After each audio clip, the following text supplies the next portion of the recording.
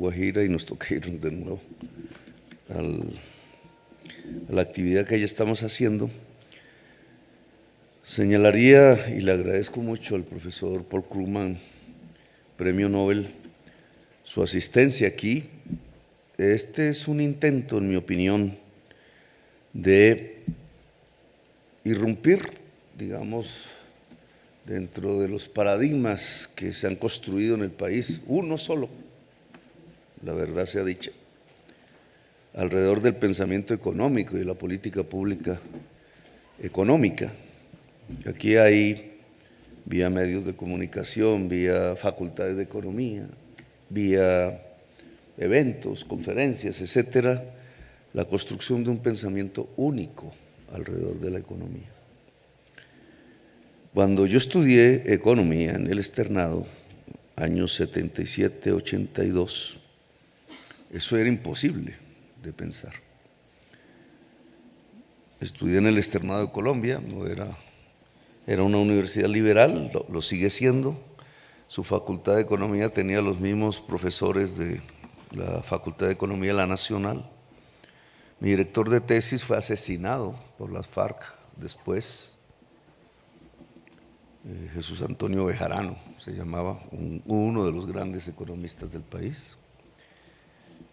Y lo que estudiábamos era cómo la economía era un encuentro y una discusión permanente de diversas corrientes, antagónicas muchas, cómo era básicamente la construcción de un pensamiento crítico. El pluralismo es la base de la construcción económica, no el pensamiento único. Eso cambió en el tiempo, realmente desde esas fechas, exactamente desde el año en que me gradué a la actualidad, a los días de hoy, se ha transformado la Facultad de Economía, el estudio de la economía, los libros de economía, la discusión pública de la economía, la política económica de los estados, en prácticamente un solo cuerpo que se autodenomina científico, que cree ser científico. Los medios de comunicación lo traducen a partir de la palabra experto. Entrevistamos al experto. El experto es un ideólogo, simplemente, no es un científico. Y generalmente, casi siempre, o 100% casi seguro, habría que hacer una investigación periodística al respecto, pertenece a un único momento de pensamiento económico que vive la humanidad. ¿Qué es lo que llamamos, se le llamaba así en mi universidad, neoclásicos? Eso se degradó, no es propiamente el pensamiento neoclásico el pensamiento dominante hoy. El pensamiento neoclásico se centraba en los bienes y servicios, en el mercado. Lo que vivimos hoy es una extrapolación del mercado prácticamente todas las actividades del ser humano y se le conoce como el nombre del neoliberalismo. El neoliberalismo es el pensamiento único de tipo económico hoy.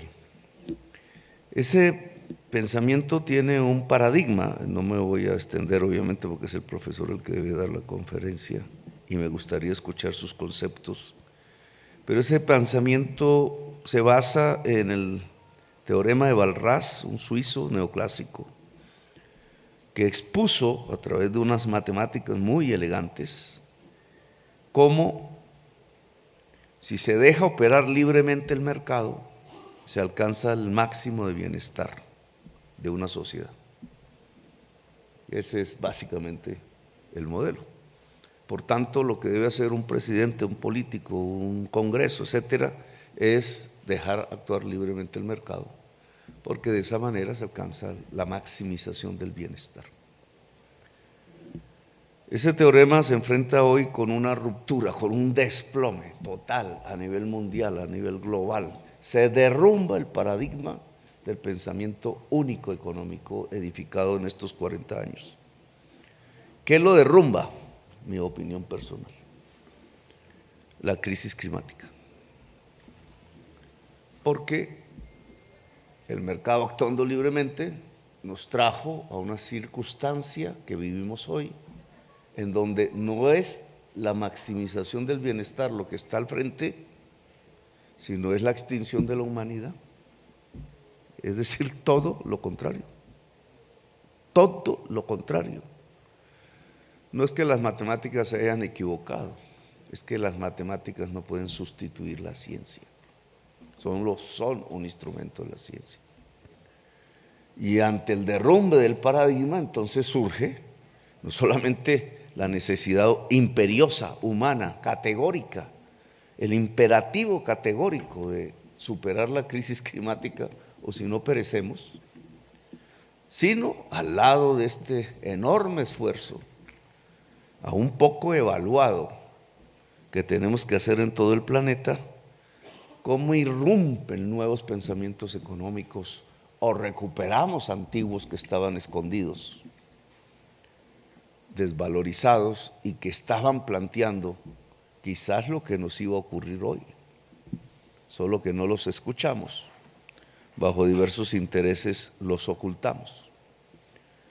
La irrupción de nuevos pensamientos económicos que debaten, pero también superan el neoliberalismo, pues es una misión que yo creo que debe encarar un gobierno y una sociedad que pretende cambiar. Los cambios no solamente son de política, son de cultura. Es más, el cambio real es cuando es de cultura.